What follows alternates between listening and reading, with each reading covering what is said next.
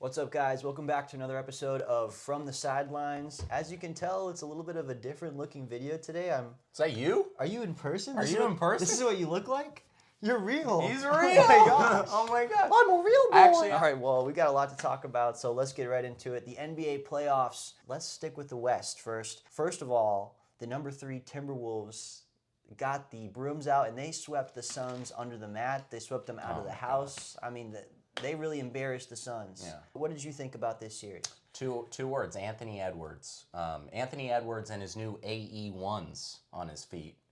Yeah, that guy's a stud. He averaged 31, 8, and 6 this series with 2 steals per game. I mean, there's no question he's a top 5 player in the NBA at this very moment. And I'm not going to discredit Durant and D-Book's performances. They both put up 28, 27 points a game. I feel like they did their job. Yeah. Right? I mean, it's tough because all these reports coming out now saying that Kevin Durant felt like he was underused in the system, that they couldn't use him. Use him at his full max ability. And then James Jones, their GM, said that no one has been able to do that. I mean, do we not remember what this guy did on the Warriors? I mean, this guy was averaging, I think, 30 on the Warriors. And he comes here, and I mean, he was still really efficient. He had a great playoff games, nothing like spectacular. I think they needed a 40 or a 50 piece out of Kevin Durant because that's who Kevin Durant is, and that's what he can do. But we didn't see that from him. We didn't see that from Bradley Beal. We didn't see that from Devin Booker. It was just a total embarrassment by the Suns. So hopefully they come out next year, they fix what their holes are, and fix this team, or is Kevin Durant just going to keep homie hopping and going to different teams? People think that his decision to go to the Warriors was like not the worst in his career, but I think the biggest disappointment in his career is ever since he's left the Warriors. Dude, you should have stayed with the Warriors. Like, just own up that you're a ring chaser and take some more rings. Your mere presence of being the primary ball handler just throws everything off, KD. So, with that being said, where will you take your talents to next year? Because you are just like you're just like one of those boards that spin, and he just picks on whatever team he wants to go to every year. You know? Moving on, it's going to be a little weird this year to keep watching the playoffs. It's the first time that I've noticed in a while that, we're in the second round and there's no LeBron, there's no Kevin Durant, there's no Steph Curry. All these legends are seemingly passing on the torch to these young NBA players that are taking over. That's incredible. The number 2 Nuggets take down the number 7 Lakers in a gentleman's sweep 4-1. The Lakers have fired their entire coaching staff. Wow. Darvin Ham is out after only 2 years. They fired shooting coach Phil Handy. They're looking for a new head coach. Some names to bring up were Ty Lue and J.J. Redick, as were 2 big names. Also, Mike Budenholzer and Warriors assistant Kenny Atkinson are 2 names to look out for this head coaching opening. I mean, what are you going to do if you're the Lakers? Are you hoping that LeBron stays, and do you draft Bronny, or what goes on here? Because we don't even know if Bronny's going in the draft. This is just a real cluster, if you ask me. Well, you mentioned the Lakers' downfall. Why not mention the Nuggets' legacy being built? Murray in a closeout Game 5 puts up 32 points, 7 assists, 5 of 10 from 3, and a mean mug on the face, and a flex. That should count in the stat column, too. Not only is he a dog, but there's some guy named Nikola Jokic, like you mentioned. Yeah, He had 25 and 20 and 9 in a closeout game, and he played LeBron and Anthony Davis, who are 2 of the greatest forwards in our game right now. I mean, don't be surprised when the Nuggets are in the finals again this year, guys. I mean, come on. That leads us to Timberwolves versus Nuggets. Who do you have out on top on that one? Man, I know it's early, but it's so early. Game 1 is today. It's such a good matchup. Yeah. The Timberwolves seem like they are perfectly built to contend with the Nuggets. I really do. They're agree all with that. really long. They're big players. Everyone can kind of do it all. You have Cat. You have that interior defense with Cat, Jaden McDaniels, and Rudy Gobert, and then you have that star, that guy that's you're gonna put your weight on in the best moments, and that's Anthony Edwards. So I think they are built to take down the Nuggets. I agree. I think it goes 6, but I still think the Nuggets are. They're not built to take down the Nuggets. They're built to take down Nikola Jokic. Yeah. That man's unstoppable. Yeah. But I feel like a combination of 3 great defenders crashing in on him, like McDaniels, like Cat, and like Gobert, could stop him. could give him some problems, could definitely make him swing the ball out more, which he already does, and he always finds the open three. But if there is one team in this playoffs that is going to give the Nuggets problems, like he said, I think it'll be Nuggets in 6. Nuggets in 6. I hate to be boring and agree with him, but I don't think it goes 7, but I don't think it goes 5 either. It's the Los Angeles Clippers, who just beat the Mavericks last night with Kawhi Leonard healthy, with James Harden taking 20 shots. I'm kidding. What universe are you in? I don't know. I don't know. I guess a fake reality. Where I watched the game last night where the Clippers did not look ready to play. Really great. The Clippers had absolutely no energy yesterday. They were turning over the ball early. James Harden looked lazy. He looked like he didn't want to be there. It was just embarrassing. Who does he think he is? The Clippers might need to blow this one up, honestly, at this point. It's a must at this point. Guess what, Steve Ballmer? You've had years and years and years to give this team a chance, the 2-1-3, the Kawhi and the Paul George era. And now I feel like we're about to enter a new era. We're not about to. We are entering a new era with the Intuit Dome, Steve Ballmer. So all I ask you is, how are you going to choose to enter it? And if you listen to me, we don't bring the 2-1-3.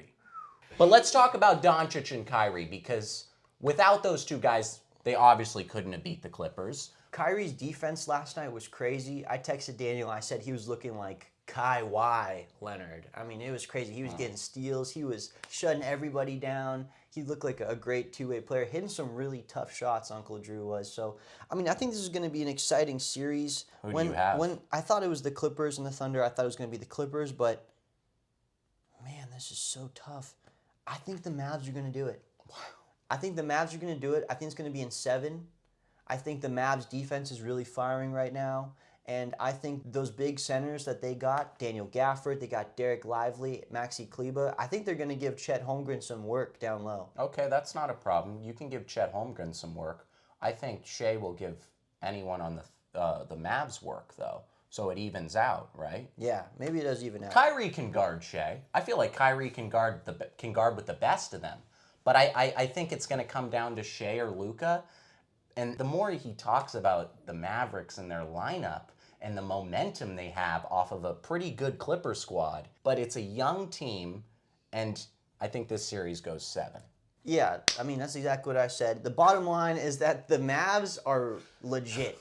They've got 2 All-Stars, and they're playing out of their mind, and everyone on the supporting cast is there to help. I want to go back to the Clippers for a second. I mean, it seems that the common thing, the common denominator every single year is Kawhi going to be in the playoffs? And I think now I pose this question to you and to Kawhi Leonard. Is it time for him to retire?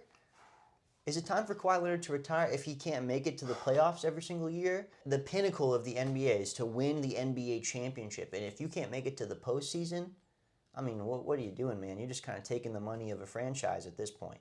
It's unfortunate to see because I have so much love for Kawhi and so much respect, and it's tough to see when players go down with injuries, but, I mean, does he hang him up? I don't disagree with you. My saddest take in sports of all of 2024, Kawhi Leonard, you must retire for the good of your health and for the good of the Clippers. And guess what? That 2019 Raptors championship is a fever dream. That's years ago in the past, you know? So, are you done crying? Do you want to go get some tissues? I might as well just cry with 2 championship Kawhi Leonard jerseys, a Spurs one and a Raptors one, because it damn well sure ain't a Clippers one. I think the script is written really well. You know, Kawhi Leonard plays for the Spurs, drafted by the Spurs, wins a championship, Finals MVP, plays for the Raptors, Finals MVP there, and then rides off into the sunset into the Olympics with a gold medal.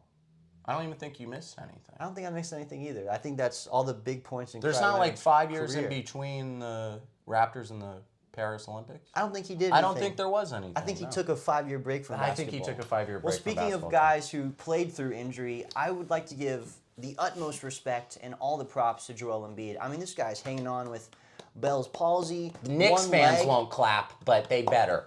He was really struggling out there. I mean, you could see it every play. He's wincing, he's grabbing at his knee. But, I mean, this series went 6, and they put up a good fight, but the Knicks are moving on. The Eastern Conference is, I mean, maybe looking a little closer than we originally thought. Maybe it's not all just Celtics. Maybe the Knicks have a little bit of oomph to give in I there. think Joel Embiid was the 3rd best player in this series. The third best player. I know who the first best player was. Who? Jalen Brunson. You know who the second best player was? Tyrese Max. No. You think? Maybe I'm He had getting, one game. Maybe I'm getting a little cocky. His one game, Joel Embiid had more No, points. but Maxey averaged 30. How many? Embiid averaged 32. I mean, Maxey averaged 35 and 7. Embiid averaged 32, 10 and 6. They basically were Superman and Batman, you know, and they didn't beat the Knicks. The Gabba Gabba Ghouls. Spider-Man, let's go. How about them Knicks fans? And how about Jalen Brunson? You want to talk about averaging? He averaged 36 points, 5 rebounds, and 9 assists. 5 rebounds for a guard who's worried about dishing and scoring. Still a pretty good stat. Yeah. And if you technically, he had 4 40-point games in a row. If you want to give him 40 for the 39-point game he had. That's not how it works. You can't round up. Sorry, I can't round up. Sorry.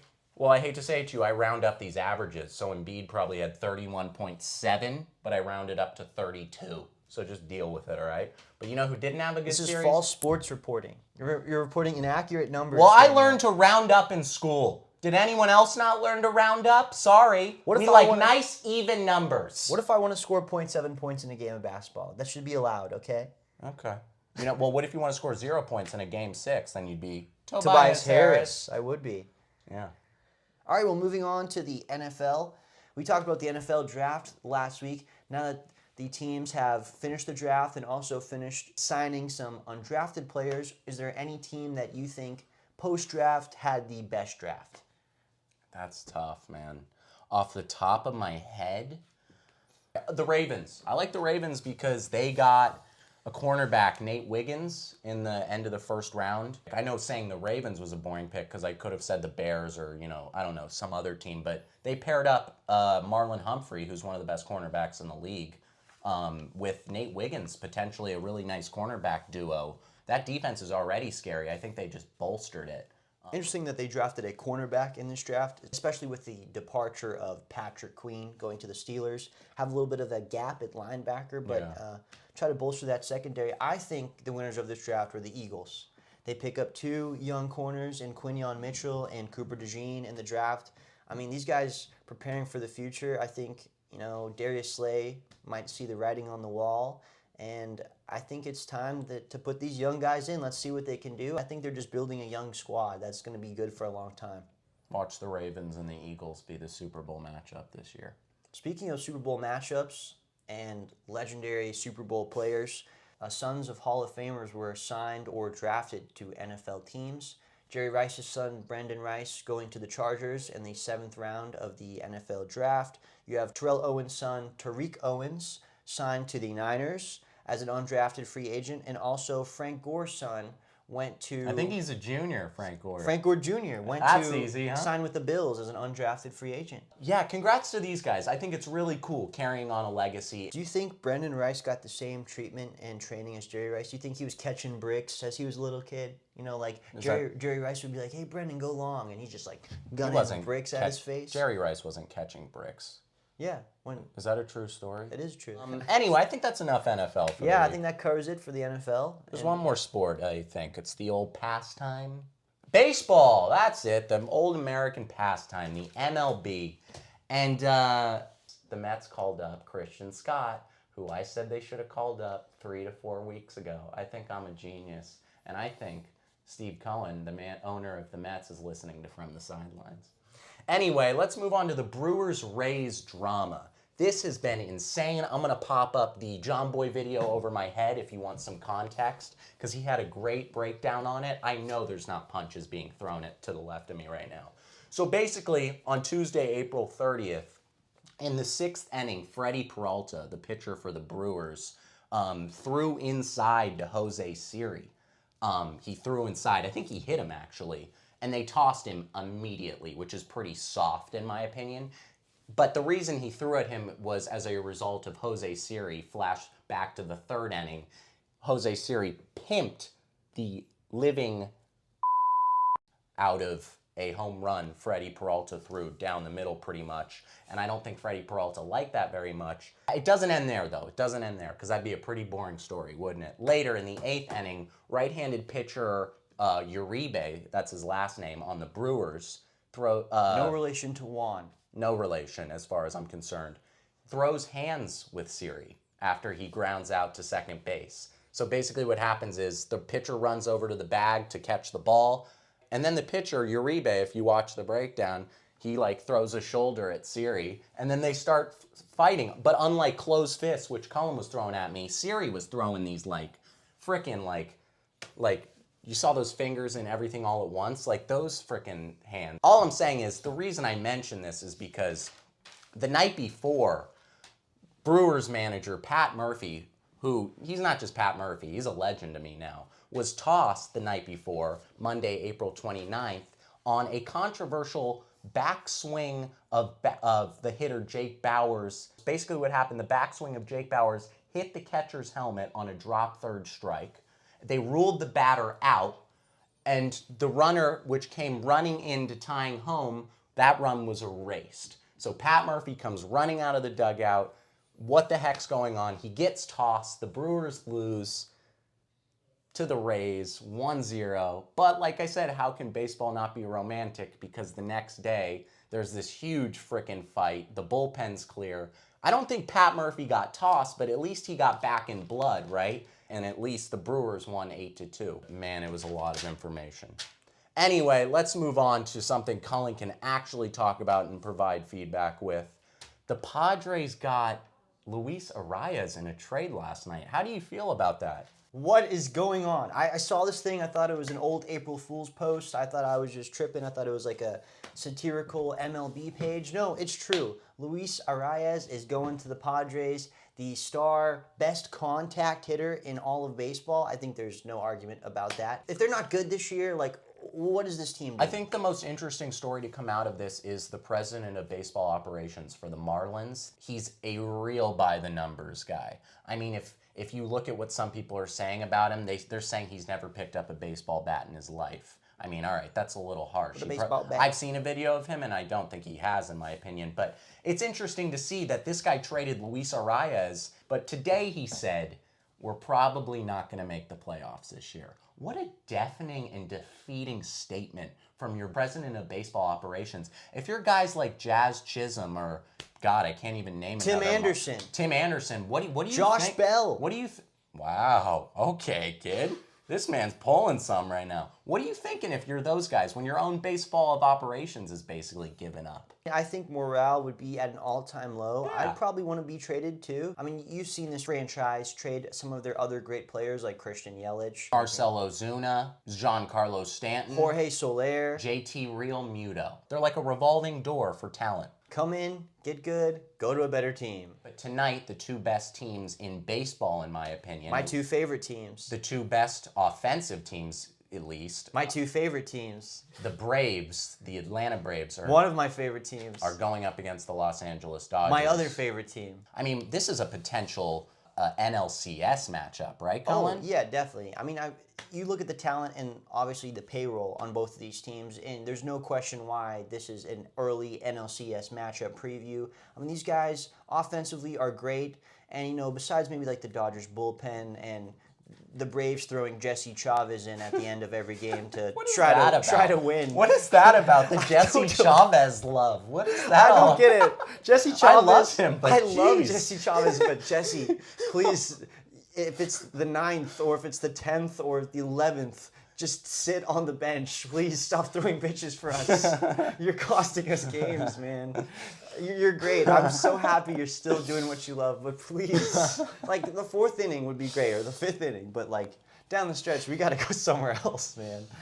Yeah, I can't wait to see Cillian Murphy throw absolute gas to... Ozuna from the Braves. You're telling me Tommy Shelby plays baseball? Yeah, he's the pitcher on the Dodgers. Thank you so much for tuning into From the Sidelines. I'm Cullen from the Braves. I'm Daniel from the Mets. And we'll see you guys next week.